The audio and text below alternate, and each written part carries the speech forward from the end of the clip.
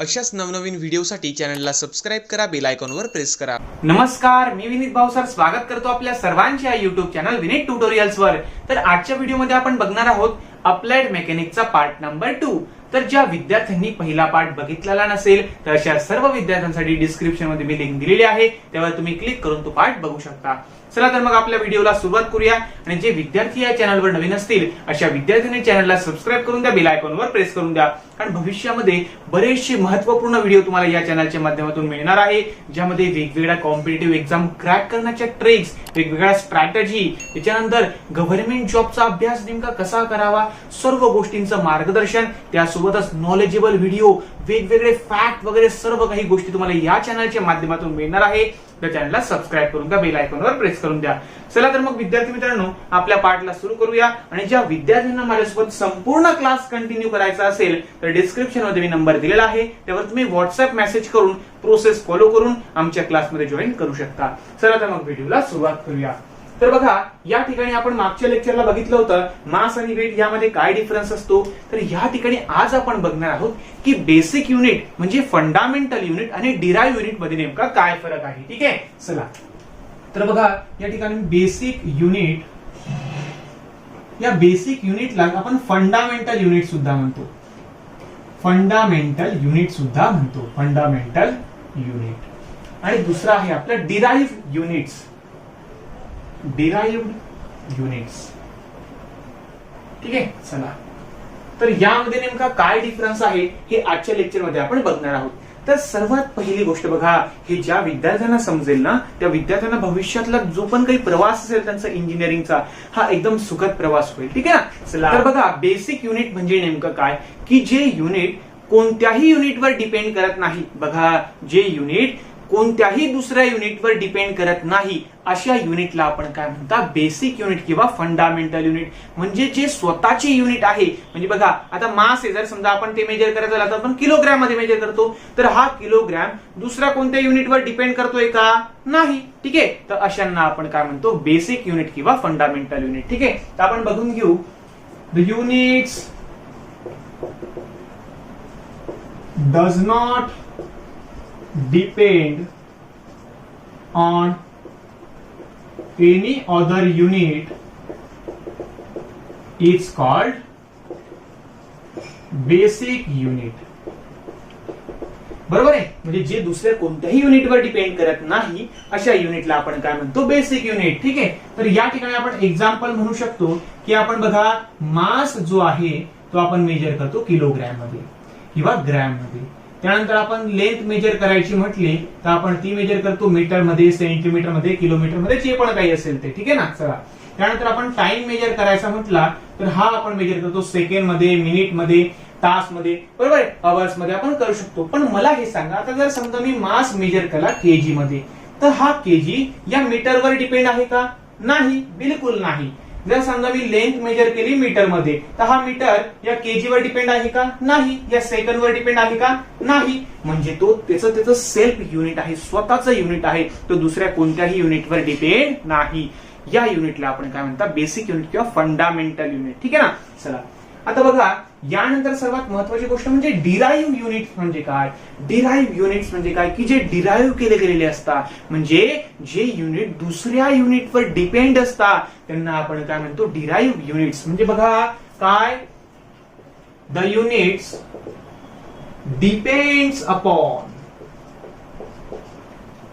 Any other unit is called derive unit. ठीक आहे, म्हणजेच काय की जे दुसऱ्यावर डिपेंड असतात। आता नेमकं काय तर ते पण बघू आपण। तर बघा, सर्वात पहिलं एक्झाम्पल आपण घेतल्याचं व्हेलॉसिटी। आता व्हेलॉसिटीचं युनिट काय असतं आपलं, तर ते असतं आपलं मीटर पर सेकंड। मीटर पर सेकंड म्हणजे काय की हा जो मीटर आहे हा सेकंडवर कुठे ना कुठे डिपेंड आहे। बघा, हा जो मीटर आहे हा सेकंडवर डिपेंड आहे, तर हे काय झालं आपले डिराइव्ह युनिट। हे काय झालं, एक दुसऱ्यावर काय आहे, डिपेंड आहे। त्यानंतर समजा आपण दुसरं एक्झाम्पल घेतलं ऍक्सेलरेशन। आता ऍक्सलरेशनचं युनिट काय असतं आपलं मीटर पर सेकंड स्क्वेअर. तर हे मीटर सुद्धा कुठे ना कुठे या सेकंड स्क्वेअर वर डिपेंड आहे. त्यानंतर समजा आपण घेतलं डेन्सिटी, तर डेन्सिटीचं युनिट काय असतं आपलं केजी पर मीटर क्यूब. म्हणजे हा केजी कुठे ना कुठे या मीटर क्यूब वर डिपेंड आहे. म्हणजे बघा असं मीटर स्क्वेअर, एमएम पर मीटर स्क्वेअर, एमएम पर सेकंड. म्हणजे हे जर समजा असे दोन दोन युनिट एकत्र आले ना की याला आपण काय म्हणतो डिराईव्ह युनिट्स असं म्हणतो. याला आपण काय म्हणतो डिराईव्ह युनिट्स. तर हे तुम्हाला क्लिअर झालं असेल. आता जर समजा आपण बघितलं तर हे एकदम स्मॉल क्वांटिटी मध्ये अवेलेबल आहे. म्हणजे कसं मीटर, सेकंड, त्याच्यानंतर केजी, न्यूटन वगैरे एकदम छोट्या छोट्या याच्यामध्ये अवेलेबल आहे. पण हे तर एकदम लार्ज नंबर ऑफ अवेलेबल आहे. म्हणजे कसं बघा तुम्ही केजी पर मीटर म्हणू शकता, केजी पर मीटर स्क्वेअर म्हणू शकता, केजी पर मीटर क्यूब म्हणू शकता. बरोबर आहे. मीटर पर केजी म्हणू शकता, नंतर मीटर क्यूब पर केजी म्हणू शकता. म्हणजे बघा दोनच जण आहे पण किती एकमेकांवर डिपेंड आहे. आल्या लक्षात. इथे मीटर आहे, इथे मीटरचा स्क्वेअर आहे, इथे मीटर क्यूब आहे. म्हणजे हे लार्ज नंबर ऑफ क्वांटिटी मध्ये अवेलेबल असतात. हे तुम्हाला क्लिअर झालं असेल. हे भरपूर भरपूर याचे नंबर भरपूर भरपूर लार्ज असू शकतात. ठीक आहे. म्हणजे बघा तुम्ही असं म्हणू शकता available in small quantity, smaller number, smaller in number असं म्हणा. आणि हे खूप जबरदस्त लार्ज क्वांटिटी मध्ये अवेलेबल असतात. ठीक आहे ना. Available in large numbers. ठीक आहे. ते तुम्हाला ही गोष्ट क्लिअर झाली असेल की बेसिक युनिट म्हणजे काय आणि डिराईव्ह युनिट म्हणजे नेमकं काय. ठीक आहे. ते तुम्हाला गोष्ट क्लिअर झाली असेल. तर आता आपण बघूया की नेमकं फोर्स म्हणजे नेमकं काय. तर यापुढे आपण बघू की फोर्सला तुम्ही कशा प्रकारे डिफाईन करू शकता. आता फोर्स म्हणजे नेमकं काय. तर बघा विद्यार्थी मित्र हो, सर्वात महत्वाची गोष्ट अशी की force is define as any external agency which can change the state of the body, which can change the state of the body.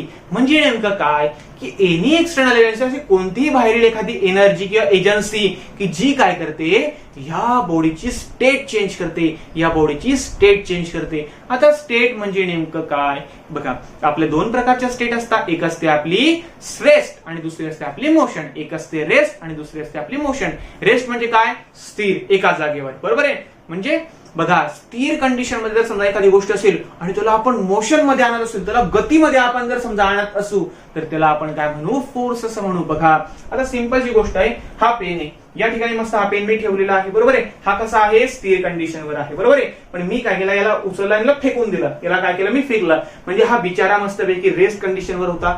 मी काय केलं एक्सटर्नल एजन्सी घेतली आणि जोरात हा पेन फेकून दिला. म्हणजे हा काय आला मोशन मध्ये आला. हा पेन काय आला आपला मोशन मध्ये आला. म्हणजे जर समजा रेस्टची गोष्ट आपल्या मोशन मध्ये आणायची असेल किंवा काय किंवा एखादी मोशन मधली गोष्ट आपल्याला रेस्ट वर आणायची असेल, म्हणजे बघा तुम्ही सायकल चालवता, पॅडल मारताय, जोरात जोरात पेडल वगैरे तुम्ही मारताय आणि तुम्ही काय अप्लाय करता break.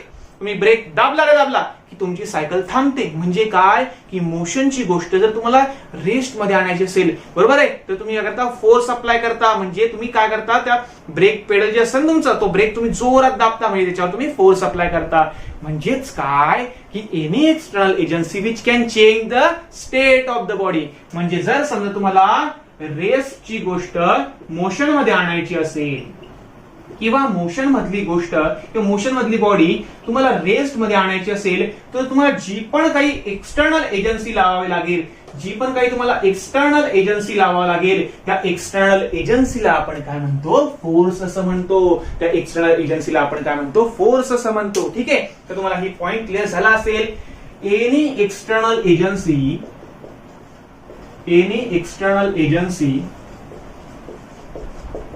which can change state of the body. बॉडीची काय करतो तो स्टेट चेंज करत असेल, रेस्ट टू मोशन किंवा मोशन टू रेस्ट. हे तुम्हाला क्लिअर झालं असेल की what is mean by force. ठीक आहे ना. चला तर मग फोर्सच्या वेगवेगळ्या कॅरेक्टरिस्टिक काय असतात हे पण आता आपण बघून घेऊ. ठीक आहे ना. चला आता आपण बघूया characteristic of force. Characteristics of force. फोर्सच्या नेमका कोणकोणत्या कॅरेक्टरिस्टिक आहे तर सर्वात पहिली ज्याची कॅरेक्टरिस्टिक आहे ती आहे मॅग्निट्यूड. ती काय आहे आपली मॅग्निट्यूड. बघा आता मॅग्निट्यूड म्हणजे नेमकं काय तर बघा मॅग्निट्यूड म्हणजे काय, त्याची value, quantity of force. Quantity of force म्हणजे बघा आता फोर्स आपला कशामध्ये मेजर केला तो सर्वांना माहिती असेल. फोर्स हा आपला न्यूटन मध्ये मेजर केला जातो. फोर्स आपला न्यूटन मध्ये मेजर केला जातो. म्हणजे मॅग्निट्यूड म्हणजे काय, the quantity of force. The quantity of force म्हणजे बघा ही मे बी तुमची 10 न्यूटन असू शकते, 20 न्यूटन असू शकते, 5 न्यूटन असू शकते, 30 न्यूटन असू शकते, काहीही असू शकते. आलं लक्षात तुम्हाला. त्या फोर्सची क्वांटिटी किती आहे, त्याची व्हॅल्यू किती आहे, ठीक आहे ना. याला आपण काय म्हणतात, मॅग्निट्यूड. याला आपण काय म्हणतात, मॅग्निट्यूड असं म्हणतात. त्यानंतर पुढचं जी तुमची कॅरेक्टरिस्टिक आहे ती तुमची आहे point of application. Point of application. आता पॉइंट ऑफ ऍप्लिकेशन म्हणजे नेमकं काय, तर बघा ज्या पॉइंटवर तुमचा फोर्स ऍक्ट झालेला आहे ना त्याला म्हणतात पॉइंट ऑफ ऍप्लिकेशन. बघा ज्या पॉइंटवर तुमचा फोर्स ऍक्ट झालेला आहे त्या पॉइंटला काय म्हणतात, तुमचं पॉइंट ऑफ ऍप्लिकेशन. म्हणजे the point at which force act. Force act म्हणजे ज्या पॉइंटवर तुमचा फोर्स ऍक्ट झालेला आहे त्याला काय म्हणतात, पॉइंट ऑफ ऍप्लिकेशन. बरोबर आहे. चला आता बघा तिसरी जी तुमची कॅरेक्टरिस्टिक आहे ती आहे तुमची डायरेक्शन. ती तुमची काय आहे, डायरेक्शन. ठीक आहे. आता डायरेक्शन म्हणजे काय की मी फोर्स इकडून इकडे लावतोय का किंवा इकडून इकडे लावतोय हे सर्व बघावं लागेल. कोणत्या डायरेक्शनला फोर्स लावतोय, इकडे लावतोय का इकडे लावतोय, नेमकं कोणत्या डायरेक्शनला लावतोय म्हणजे the line of action of force. त्या फोर्सचा लाईन ऑफ ऍक्शन कसा आहे, वरती आहे, खाली आहे, आजूला आहे, बाजूला आहे. लाईन ऑफ ऍक्शन कसा आहे, त्याची लाईन कशी आहे, ऍक्ट होण्याची लाईन कशी आहे त्याला आपण काय म्हणतात, डायरेक्शन. त्याला आपण काय म्हणतात, डायरेक्शन. म्हणजे the line of action of force याला काय म्हणता तुम्ही, डायरेक्शन असं म्हणता. आणि चौथी सर्वात महत्वाची कॅरेक्टरिस्टिक म्हणजे ती आहे आपली नेचर आणि सेन्स. नेचर किंवा सेन्स. बरोबर आहे. चला बघा चौथी प्रॉपर्टी आहे तुमची नेचर और सेन्स. आता नेचर और सेन्स म्हणजे नेमकं काय की त्या फोर्सचं नेचर कसं आहे, त्या फोर्सचा स्वभाव कसा आहे. ठीक आहे ना, स्वभाव नेमका त्याचा कसा आहे. ठीक आहे. आता फोर्सला पण का स्वभाव असतो का, असतो रे बाळांनो. कसा ते पण बघू आपण, काही टेन्शन घेऊ नका. तर बघा सर्वात पहिला असतो आपला पुश टाईपचा फोर्स आणि दुसरा असतो तुमचा पुल टाईपचा फोर्स.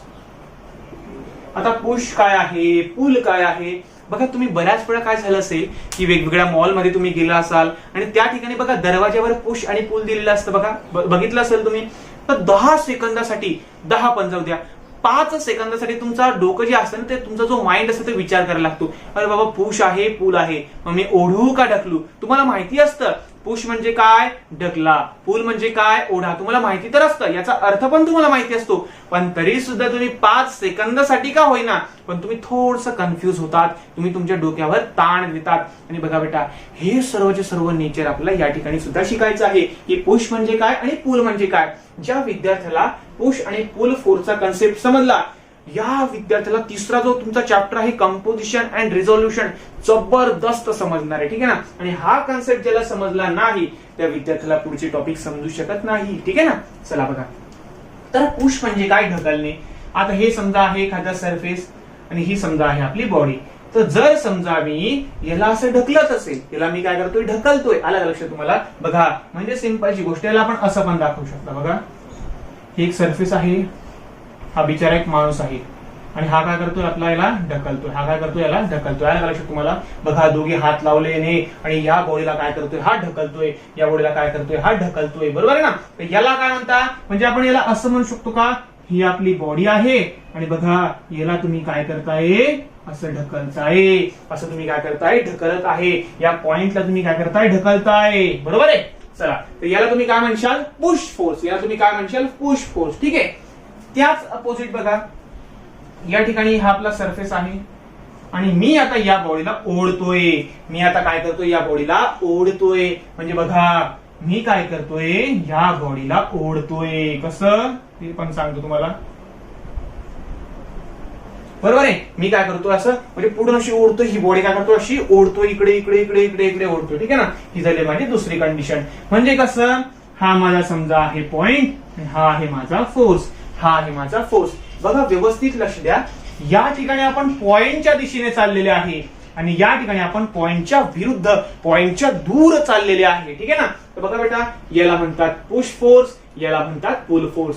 आता याची डेफिनेशन नेमकी कशी म्हणशाल मग तुम्ही? तर बघा, the force which act towards the point, the force which act towards the point, म्हणजे जो फोर्स पॉइंटच्या दिशेने जात आहे, पॉइंटच्या दिशेने जात आहे, त्याला आपण काय म्हणतो? Push force. बघा, तुम्ही असं म्हणू शकता, the force acting towards the origin, towards the origin. Origin म्हणजे पॉइंट आपला, हा पॉइंट म्हणजे काय? आपला ओरिजिन आहे. ठीक आहे ना. Towards the origin is called as push force. त्याला आपण काय म्हणता? पुश फोर्स असं म्हणतो. ठीक आहे ना.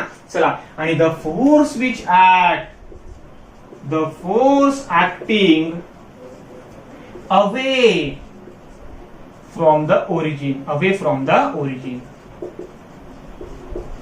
आणि जो ओरिजिन पेक्षा दूर दूर चालला, अवे म्हणजे काय? दूर, आणि टुवर्ड्स म्हणजे काय? जवळ. बघा, जो ओरिजिनच्या जवळ चालला आहे त्याला आपण म्हणतो पुश फोर्स, त्याला आपण काय म्हणतो? Push force. आणि जो पॉइंट पासून, या ओरिजिन पासून दूर दूर चाललेला आहे, बघा हा कसा चालला? दूर चाललेला आहे, तर त्याला आपण काय म्हणता? पुल फोर्स म्हणतो. त्याला आपण काय म्हणता? पुल फोर्स असं म्हणतो. ठीक आहे ना. हे तुम्हाला क्लिअर झालं असेल की पुश फोर्स म्हणजे नेमकं काय आणि पुल फोर्स म्हणजे नेमकं काय. ठीक आहे, त्या गोष्टी तुम्हाला क्लिअर झाल्या असेल. तर आता आपण बघू की या फोर्सेसचे वेगवेगळे इफेक्ट कोणते असतात. म्हणजे हा फोर्स जर समजा बॉडीवर पडला ना, किंवा कोणकोणते इफेक्ट होतात, हे सर्व काही आता आपण बघणार आहोत. ठीक आहे. तर आता आपण बघू effect of force on body, effect of force on body किंवा फोर्सेस ऑन बॉडी. म्हणजे बॉडीवर जर समजा फोर्स पडला ना, मग त्याच्यावर नेमकी कोणकोणते इफेक्ट होईल हे पण आता आपण बघून घेऊ. ठीक आहे. चला, तर सर्वात पहिला इफेक्ट जो आहे तो आहे आपला it may change, it may change the state of body, state of body. म्हणजे बॉडीची जी स्टेट आहे ती चेंज होऊ शकते. म्हणजे कसं? मस्तपैकी हा पेन इकडे आहे, घेतला फेकून मारला मी, म्हणजे काय झालं? बिचारा रेस्टवर होता, आपण त्याला मोशन मध्ये आणून टाकलं. बरोबर का नाही? जर समजा एखादी सायकल मस्तपैकी चालत होती, आपण ब्रेक मारला, ब्रेक मारला म्हणजे फोर्स लावला, म्हणजे बिचारी मस्तपैकी मोशन मध्ये होती, आपण त्याला रेस्ट मध्ये आणलं. म्हणजे काय? की रेस्ट टू मोशन किंवा मोशन टू रेस्ट. म्हणजे जर समजा आपण त्याला स्टेट जर समजा चेंज करायचा असेल तर आपल्याला काय लावावं लागेल? फोर्स लावावं लागेल. म्हणजे जर समजा कोणत्याही बॉडीवर तुम्ही फोर्स अप्लाय करशाल तर त्या बॉडीची स्टेट जी आहे ती सुद्धा चेंज होऊ शकते, ती सुद्धा चेंज होऊ शकते. जर ती बॉडी रेस्ट मध्ये असेल तर ती मोशन मध्ये येऊन जाईल, आणि जर समजा एखादी बॉडी ही मोशन मध्ये असेल तर ती रेस्ट मध्ये येऊन जाईल. म्हणजे फोर्स पडल्यानंतर बॉडीची स्टेट सुद्धा चेंज होऊ शकते, बॉडीची स्टेट सुद्धा चेंज होऊ शकते. ठीक आहे. चला, दुसरा जो तुमचा इफेक्ट आहे तो आहे तुमचा ऍक्सेलरेशन अँड रिटार्डेशन. बघा, it may accelerate and retard the body. म्हणजे काय? की ही काय करते? बॉडीला ऍक्सेलरेट सुद्धा करू शकते आणि बॉडीला रिटार्ड सुद्धा करू शकते. आता ऍक्सेलरेशन म्हणजे नेमकं काय? तर बघा, ज्यावेळेस तुम्ही गाडी वगैरे चालवता तर गाडीवर तुम्ही बघा काय करता? तुमच्या उजव्या हातात बघा ऍक्सेलरेटर असतं, बघा तुम्ही ऍक्सेलरेटर देता. आता ऍक्सेलरेटर दिल्यानंतर काय होतं? तुमच्या गाडीची व्हेलॉसिटी वाढते, तुमच्या गाडीची काय वाढते? स्पीड वाढते. बरोबर का नाही? तुमची गाडी जोरात पुढे पडते. बरोबर आहे. याला तुम्ही काय म्हणता? ऍक्सेलरेशन. म्हणजे इकडे तुम्ही फोर्स दिला, तुमची बॉडी ऍक्सेलरेट जास्त झाली, म्हणजे व्हेलॉसिटी गाडीची वाढली, गाडीचा स्पीड तुमचा वाढला. याला आपण काय म्हणता? ऍक्सेलरेट. फोर्स अप्लाय केला तर तुमची बॉडी ऍक्सेलरेट सुद्धा होऊ शकते. आणि बघा, जर समजा तुम्ही काय केलं? मस्तपैकी क्लच दाबून ब्रेक दाबून दिला. काय करून टाकलं तुम्ही? क्लच दाबून ब्रेक दाबला, म्हणजे तुम्ही काय केलं? रिटार्डेशन केलं. तुम्ही काय केलं? रिटार्डेशन केलं. आता रिटार्डेशन करणं म्हणजे नेमकं काय? की तुम्ही काय केलं? त्या गाडीचा वेग कमी केला, त्याची स्पीड कमी केली. बघा, जर तुम्हाला स्पीड वाढवायची असेल म्हणजे ऍक्सेलरेशन देणे, आणि जर तुम्हाला गाडीची स्पीड कमी करायची असेल तर रिटार्डेशन. आलं लक्षात तुम्हाला? ऍक्सेलरेशन म्हणजे काय आणि रिटार्डेशन म्हणजे काय? म्हणजे गाडी ही ऍक्सेलरेट सुद्धा होऊ शकते, रिटार्ड सुद्धा होऊ शकते. कोणतीही बॉडीचं ऍक्सेलरेशन सुद्धा होऊ शकतं आणि त्याचं रिटार्डेशन सुद्धा होऊ शकतं. ठीक आहे ना? एखाद्याचा व्हेलॉसिटी वाढू पण शकते, एखाद्याचा स्पीड वाढू पण शकतो, कमी पण होऊ शकतो. तर हे आपला झाला दुसरा इफेक्ट. तर तिसरा जो तुमचा इफेक्ट आहे, it may turn the body. म्हणजे ज्यावर समजा आपल्या बॉडीवर जर समजा एखादा फोर्स पडला तर बॉडी आपली रोटेट पण होऊ शकते, बॉडी आपली टर्न पण होऊ शकते, बरोबर ना. आता बघा, मला जर समजा या पेनला जर समजा रोटेट करायचं, तुम्ही काय करतो, याच्यावर फोर्स अप्लाय करतो. हा पण तर फोर्स झाला ना एक प्रकारचा, आलं का लक्षात तुम्हाला. त्याच पद्धतीने आपण बघा लेथ मशीनवर बघा एखादा जॉब वगैरे लावतो आणि बटन दाबलं की मोटर त्याला गोल गोल गोल गोल फिरवते. म्हणजे काय की हा सुद्धा एक फोर्सच झाला. म्हणजे बघा, जर समजा आपण एखाद्या बॉडीवर फोर्स अप्लाय केला तर ती गोल गोल सुद्धा फिरू शकते. बघा, तुम्ही भावऱ्याला वगैरे दोरी वगैरे बांधता, जोरात असा फेकता, जोरात फेकता म्हणजे काय, तुम्ही त्याच्यावर फोर्स अप्लाय करता. तुम्ही त्याच्यावर काय करता, फोर्स अप्लाय करता. मग तुमचा जो भावरा आहे हा गोल गोल गोल गोल फिरतो. आलं लक्षात तुम्हाला. म्हणजे जर समजा तुम्ही बॉडीवर फोर्स अप्लाय कराल तर त्याला रोटेट सुद्धा होऊ शकतो. तुझी बॉडी आहे ना आपली, ही बॉडी टर्न सुद्धा होऊ शकते. ठीक आहे ना. चला, तर हा झाला आपला तिसरा इफेक्ट. तर आता चौथा आणि शेवटचा इफेक्ट आपण बघू. It may deform the body. Deform the body म्हणजे बॉडी डिफॉर्म सुद्धा होऊ शकते. आता डिफॉर्म म्हणजे नेमकं काय, डिफॉर्म म्हणजे नेमकं काय, तर बघा बेटा, जर समजा तुम्ही बॉडीवर जास्तच फोर्स टाकून दिला तर बॉडीचा शेप अँड साईज सुद्धा चेंज होऊ शकते. डिफॉर्म म्हणजे काय, change in shape and size of body, बरोबर आहे. म्हणजे बॉडीचा शेप अँड साईज सुद्धा चेंज होऊ शकतो. आलं लक्षात तुम्हाला. जर समजा तुम्ही बघा एखादी कोणतीही गोष्ट घ्या, प्लास्टिकची घ्या किंवा मग समजा स्पंज घ्या, स्पंजला जर तुम्ही फोर्स अप्लाय केला तर त्याचा शेप अँड साईज चेंज होऊन जातो. आलं असेल ना तुम्हाला लक्षात. बघा, जर समजा तुम्ही एखाद्या गोष्टीवर फोर्स अप्लाय केला आणि त्याची शेप अँड साईज का होऊन गेला, चेंज होऊन गेला, त्याचा शेप अँड साईज का होऊन गेला, चेंज होऊन गेला, तर याला आपण म्हणतात डिफॉर्म. आता असं पण होऊ शकतं, जर समजा तुम्ही एखाद्या बॉडीवर जर फोर्स अप्लाय केला तर काय होऊन जाईल, ती बॉडी डिफॉर्म पण होऊ शकते. बघा, तुम्ही बॅट बॉल वगैरे खेळता बघा, तर प्लास्टिकच्या बॉलवर जर तुम्ही खेळले असाल तर काय होतं, जोरात जर समजा एखाद्याने शॉट मारला रे मारला की काय होतो, तो बॉल बघा असा चीप होऊन जातो. बघा, बॉल का होऊन जातो, चीप होऊन जातो, बरोबर आहे. मग तुम्ही त्याला बॅटने ठोकत बसता त्याला त्याच्या ओरिजिनल शेप अँड साईज वर आणण्यासाठी. ठीक आहे ना. म्हणजे बॉल का होऊन जातो, बॉलवर जास्तच फोर्स लागला तर बॉडीचा शेप अँड साईज चेंज होऊन जाते. बघा, बॉल काय होऊन जातो, आपला चीप होऊन जातो का नाही, म्हणजे बॉलचा शेप अँड साईज चेंज होते. बॉल काय होतो, आपला डिफॉर्म होतो. तर तुम्हाला लक्षात आलं असेल की जर समजा फोर्स जर समजा बॉडीवर पडला रे पडला की त्याचे इफेक्ट काय काय होऊ शकतात. ठीक आहे ना. या गोष्टी तुम्हाला सर्वांना समजल्या असेल. तर आशा करतो विद्यार्थी मित्रांनो की हे छोटंसं लेक्चर तुम्हाला हेल्पफुल ठरलं असेल. व्हिडिओ आवडला असेल तर व्हिडिओला लाईक करून द्या. चॅनलवर नवीन असाल तर चॅनलला सबस्क्राईब करून द्या, बेल आयकॉनवर प्रेस करून द्या. आणि ज्या विद्यार्थ्यांना हा क्लास कंटिन्यू करायचा असेल तर असे सर्व विद्यार्थी खाली डिस्क्रिप्शन मध्ये नंबर दिलेला आहे, त्यावर तुम्ही व्हॉट्सअप मेसेज करून तुम्ही आपला क्लास कन्फर्म करू शकता, आपले ऍडमिशन कन्फर्म करू शकता. आणि बघा, या चॅनलच्या माध्यमातून तुम्हाला भरपूर नवनवीन व्हिडिओ मिळणार आहे, भरपूर इंजिनिअरिंग कन्सेप्ट सुद्धा तुम्हाला मिळणार आहे. तर व्हिडिओला लाईक करून द्या आणि चॅनलला सबस्क्राईब करून द्या. चला तर मग भेटूया पुढच्या नवीन व्हिडिओमध्ये. तोपर्यंत धन्यवाद. घरी राहा, सुरक्षित राहा, आपली आणि आपल्या परिवाराची काळजी घ्या.